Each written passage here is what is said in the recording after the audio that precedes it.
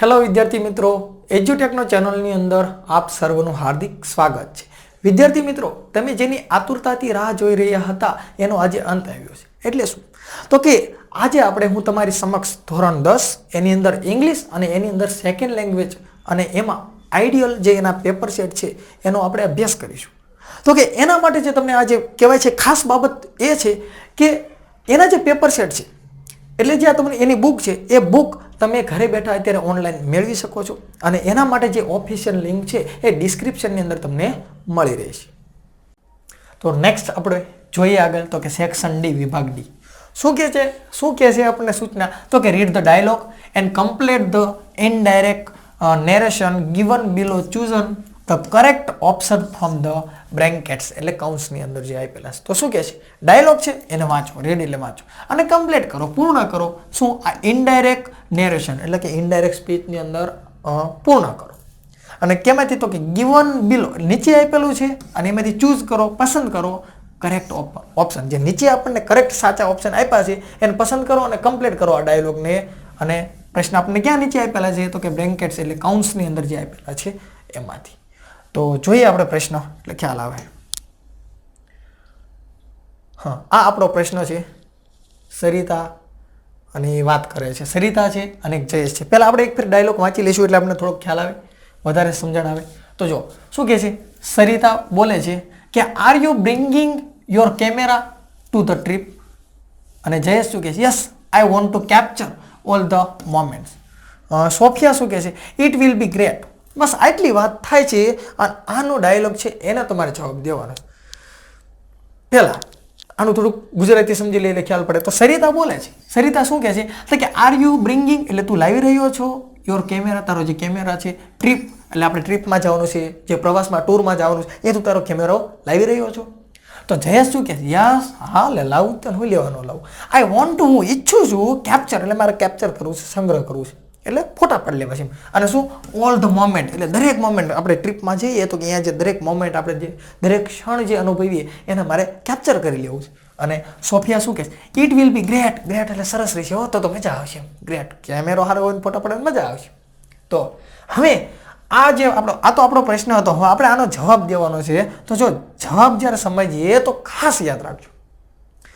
અહીંયા તમારે આનો જે જવાબ દેવાનો મોસ્ટ આઈએમપી આ વસ્તુ આવશે જ કે તમારે વાક્ય કેવું છે જોવું પડશે. વાક્ય સાદું છે, વાક્ય ઉદ્ગારવાચક છે, વાક્ય પ્રશ્નાર્થવાચક છે. પ્રશ્નાર્થ વાળું હોય તો આસ્ક આવશે જ તે, પણ એમાં સંયોજક મૂકવાનું થાય તો પ્રશ્નાર્થ વાળું હોય તો WH કે હાવ વાળું છે. જો WH કે હાવ વાળું હોય તો એને શબ્દ સંયોજક તરીકે જોડાય છે, અથવા તો ઇફ અથવા તો વેધર આવે. પછી સજેસ્ટેડ વાળું વાક્ય છે, રિક્વેસ્ટેડ વાળું વાક્ય છે. કઈ રીતનું વાક્ય છે વાક્ય આપણે જોવું પડે. ઇનડાયરેક્ટ સ્પીચની અંદર ત્યારે માર્ક આવે. પણ હું તમને થોડુંક શોર્ટ રીતે ખાસ સમજાવવા માટે ટ્રાય કરીશ કે એમાં જે બોલનાર છે, પછી રિપોર્ટિંગ વર્બ આવે, પછી કોને કહે છે, પછી સંયોજક જોડવાનો હોય. ડિટેલમાં આપણે ગ્રામરની અંદર ભણીશું, પણ તમે અત્યાર લગી તો આ બધું શીખ્યા થશો અને આના જવાબ કઈ રીતે સોલ્વ કરવા એની આપણે અત્યારે પ્રેક્ટિસ કરીએ છીએ, કારણ કે આપણી પાસે સમયનો અત્યારે અભાવ છે. તો શરૂઆત કરીએ. જો અહીંયા જ તમને પહેલાં શું આપેલું છે? વાક્ય ક્વેશ્ચન માર્કમાં આપેલું છે. તો કે હા આપેલું છે. તો કે વાક્ય આપેલું છે ને સરિતા બોલે છે ને. હવે અહીંયાથી આપણે જો પ્રશ્ન શરૂઆત થાય, સરિતા બોલે તો પહેલા આ જે નામ છે ને એ નામનું તો નામ જ રહે. તો જો સરિતાનું સરિતા. હવે અહીંયા જો તમને વાક્ય કેવું આપેલું છે, પ્રશ્નાર્થમાં આપેલું, જો આ બધું એક એક વસ્તુ સમજાવતો છે તો તમને ખબર પડે. બાકી અહીંયા સીધા જવાબ આપી દઉં, હું કહી દઉં કે આમાં વેધર આવશે, ઈફ આવશે, તો એ તો તમે હાથે કરી શકો ને, પણ શા માટે આવ્યું એ સમજવાનું છે. તો જો સરિતા બોલે છે તો સરિતાનું સરિતા આવ્યું, નામનું નામ જ રહી. હવે સરિતાનું કે ગંગાજી થોડુંક થઈ જાય, ગંગા બેન થોડુંક થઈ જાય કે રેખાબેન થોડુંક થાય, નામનું નામ જ રહે. સરિતાનું સરિતા. વાક્ય કેવું છે જો અહીં જોવો તમે, અહીંયા તમને બતાવે છે હાથડો નહીં હો, ઉંદરડા જેવું, એટલે પ્રશ્નાર્થની નિશાની બતાવે છે. તો કે હા, તો પ્રશ્નાર્થ વાળું જ્યારે વાક્ય હોય ને તો અહીંયા આસ્ક આવે. આવ્યું આસ્ક? હા. સરિતા કહે છે કોને? જયેશને કહે છે. તો આપણે ત્રીજા સ્થાને જયેશ લખી શકીએ, જેને કહેતા હોય એને જયેશ. હવે જયેશ પોતે છોકરો છે, જયેશની જગ્યાએ તમે એને છોકરો છે ને એટલે હિમ લખો તો પણ ચાલે. આમાં જ બધું આપેલું તો છે, એ બધું આપેલું હોય છે, પણ અહીંયા તમે હિમ લખો તો ચાલે. તો જો સરિતા આસ્ક જયેશ. હવે 1 2 3 આ ચોથું સ્ટેપ આવ્યું. તો કે હા, ચોથા સ્ટેપની અંદર તમારે સંયોજક મૂકવાનું થાય છે. જો આ સ્ટેપ બાય સ્ટેપ, હું જ્યારે ડાયરેક્ટ ઇનડાયરેક્ટ બનાવું તો સ્ટેપ બાય સ્ટેપ તમને હકું એટલે ખ્યાલ આવે. હવે સંયોજક મૂકવાનું થશે. તો અહીંયા તમારે વાક્ય કેવું છે? પ્રશ્નાર્થ વાળું. તો જો પ્રશ્નાર્થ વાળું વાક્ય હોય તમારે સંયોજક મૂકવાનું થાય. તો જો પ્રશ્નાર્થ વાળું વાક્ય છે ને તો એમાં 2 પ્રકાર આવે કે WH વાળું કોઈ વાક્ય છે અથવા તો હાવ વાળું વાક્ય છે. તો તો એની અંદર એને સંયોજકમાં જોડાય. પણ જો તમારું WH વાળું વાક્ય ના હોય તો ઇફ કે વેધર તમે બેમાં કોઈ પણ મૂકી શકો. હવે એ તમને નથી ખબર પડતી સાહેબ WH વાળું વાક્ય એટલે શું? તો WH વાળું વાક્ય એટલે હુ, હુઝ, હુમ, આવા તમે જોયેલું છે ને, એને WH વાળું વાક્ય કહેવાય. શોર્ટમાં આપણે અત્યારે પૂરું કરવાનું છે એટલે હું વધારે નથી ટાઈમ બગાડતો. તો અહીંયા આ વાક્ય તમે જુઓ તો તમને અહીં ક્યાંય WH વાળું વાક્ય નથી. તો નથી તો કે ના. તો ઇફ કે વેધર આવે તો અહીંયા જો તમને ઓપ્શન આપેલા છે, અહીંયા વેધર આપેલું છે, અહીંયા ધેટ આપેલું છે, અહીંયા વેન આપેલું હોય. ભાઈ વેન તો સમય માટે આવે, આ નહીં આવે, ધેટ નહીં આવે. કેમ? વાક્ય પ્રશ્નાર્થ છે અને પ્રશ્નાર્થ છે ને WH વાળું નથી. તો ઇફ કે વેધર બેમાંથી એક આવે, બે તમને નહીં આપે તો તમારો અહીંયા જવાબ શું આપેલો? વેધર. શા માટે? વાક્ય પ્રશ્નાર્થ છે, WH વાળું નથી, એટલે તમારો જવાબ શું થશે? વેધર થશે. Okay okay. ત્યાર પછી આગળ જોઈએ. એ થઈ ગયું. અહીંયા પહોંચ્યા તો શું કહે છે? તો કે હી ખાલી જગ્યા બ્લેન્ક આપેલું છે તમને, પછી ઈઝ. તો હવે આ તમને પ્રશ્ન પૂછે છે તો શું કહે છે? તો કે હી, હવે આ યુ છે, આ જયેશને પૂછે છે એટલે યુનું શું થઈ જશે? હી. શું થઈ જશે? હી. શા માટે ખબર છે? તો કે જો આ વાક્ય જો ધ્યાન કરો, વાક્ય કેવું છે? પ્રશ્નાર્થ વાળું. અને ઇનડાયરેક્ટ સ્પીચની અંદર તમે જ્યારે પણ વાક્ય બદલો તો ક્યારેય પણ વાક્ય છે પ્રશ્નાર્થમાં રહેતું નથી. પ્રશ્નાર્થમાં રહેતું નથી. એટલે જો આ યુ છે એને તમારે આગળ લાવવું પડશે અને આર છે એને તમારે શું કરવું પડશે? પાછળ લઈ જવું પડશે. શા માટે ખબર છે? આ પ્રશ્નાર્થ છે, તમારા પ્રશ્નાર્થને કાઢવું હોય તો આ ટુબીનું રૂપ છે પાછળ લઈ જવું પડે ને કરતાને આગળ લાવવું પડે, એટલે પ્રશ્નની નિશાની નીકળી જાય. તો એનો અર્થ એવો થયો કે આ યુ હતું, શું હતું? યુ એ આગળ આવશે અને આર પાછળ જશે. પણ આ જો યુ છે પાછું કોના માટે વપરાણો છે એ સમજવું પડશે આ બધું. તો યુ કોના માટે વપરાણો છે? જયેશ માટે વપરાણો છે. કારણ કે પ્રશ્ન કોણ કરે? સરિતા. તો સરિતા એમ કહે છે કે તું લાવીશ કેમેરો, તો આ યુ એટલે આ જયેશને કહે છે. તો આ યુ એટલે જયેશની વાત થાય છે. તો યુ છે એ આગળ આવશે એટલે ઈ થશે અને આર છે એ ક્યાં જશે? પાછળ જશે. પણ સાહેબ આરનું આર રે નહીં, તમે શું લેવા લખ્યું? તો એ તો તમને ખાલી આગળ પાછળ જાય ને એટલા માટે કહું છું. બાકી આ આર છે તો એમિઝાર છે એનું શું થઈ જાય? વોઝ વેર થઈ જાય. તો હી સાથે વોઝ આવશે કે વેર આવે? તો કે હી સાથે સાહેબ વોઝ જ આવે. તો જો હી થઈ ગયું અને એની સાથે વોઝ. તો આવું આપણને ક્યાં આપેલું છે? તો હા અહીંયા સાહેબ હી કેમ આવ્યું? યુ હતું ને. તો જો એ મેં તમને સમજાય, ન ખબર પડે ફરીને જો કે આ યુ છે, યુ કોના માટે વપરાણો છે? જયેશ માટે. તો કે યુ નું તમારે શું કર્યું? હી. પણ એ ક્યાં આવી જાય? આગળ. અને આર છે ને ક્યાં લઈ જવું પડે? પાછળ. શું લેવા? આ ઉંદરડું છે ને પ્રશ્નની નિશાની કાઢવા માટે. તો આર છે પાછળ ગયું તો એનું એમિઝારનું શું થઈ જાય? વોઝવેર થઈ જાય.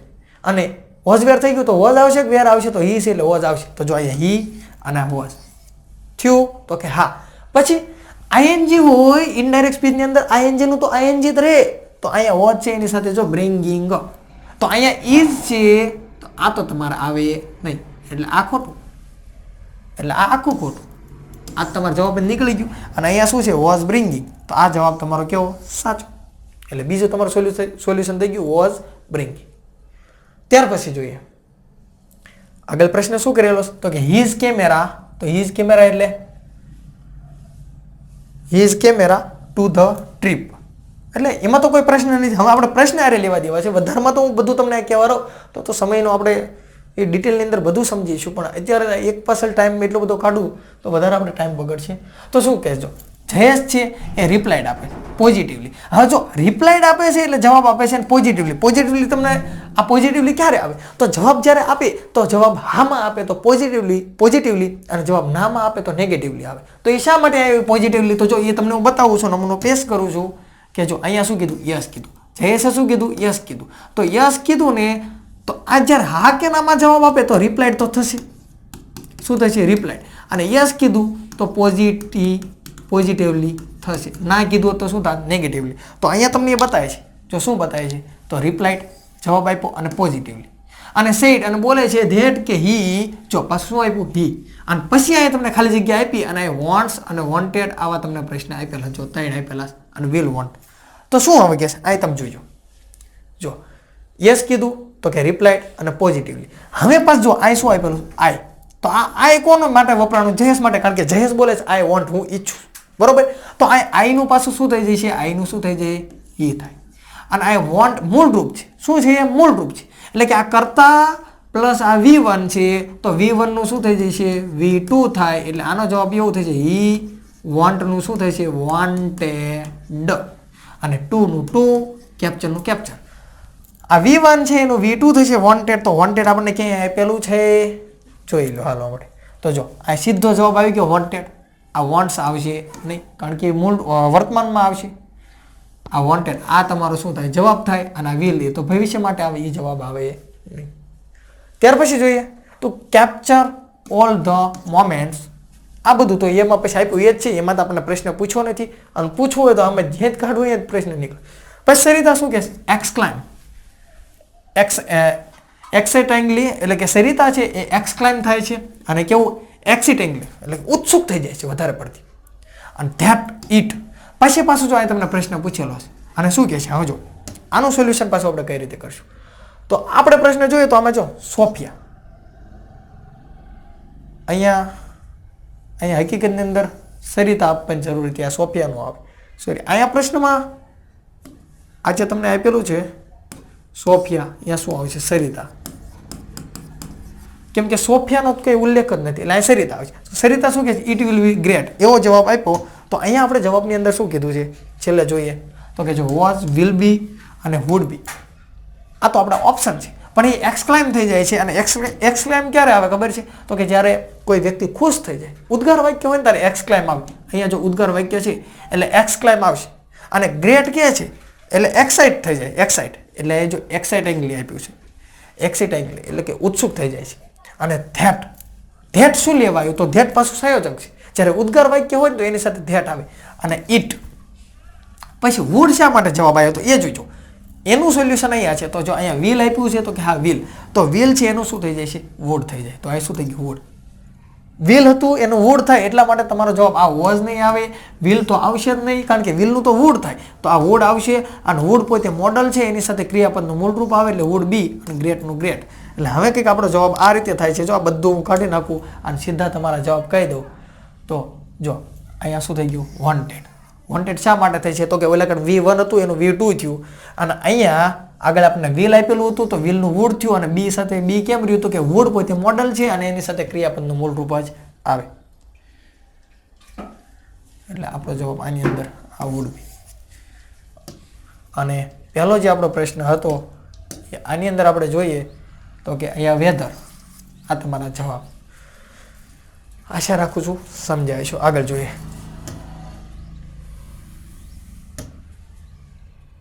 હવે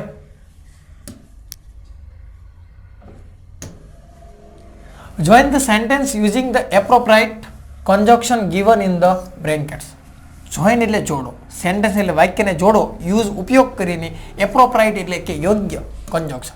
વાક્યને તમારે જોડવાના છે એવો યોગ્ય એવું conjunction છે એનો ઉપયોગ કરો અને વાક્યને જોડો. પણ આ તમને યોગ્ય conjunction ક્યાં આપેલા છે તો કહેવાય ને કે બ્રેકેટ એટલે કૌંસની અંદર આપેલા છે એનો ઉપયોગ કરો અને conjunctionને જોડી દો.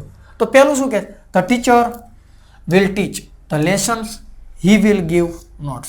એટલે ટીચર છે એ શું કરશે ટીચર વિલ ટીચ, ટીચર ભણાવશે શું લેસન પાઠ ભણાવશે અને he will give notes એ નોટ પણ આપશે. શું કરશે ટીચર ભણાવશે અને શું આપશે નોટ આપશે. તો નો અર્થ તો તેથી થાય તો કે ટીચર ભણાવશે તેથી લેસન આપશે ના. અહીંયા તમને બે ક્રિયા આપે છે કે જો ભણાવશે અને નોટ પણ આપશે. સ્કૂલમાં ભણાવશે એ લેસનમાં પણ આપશે.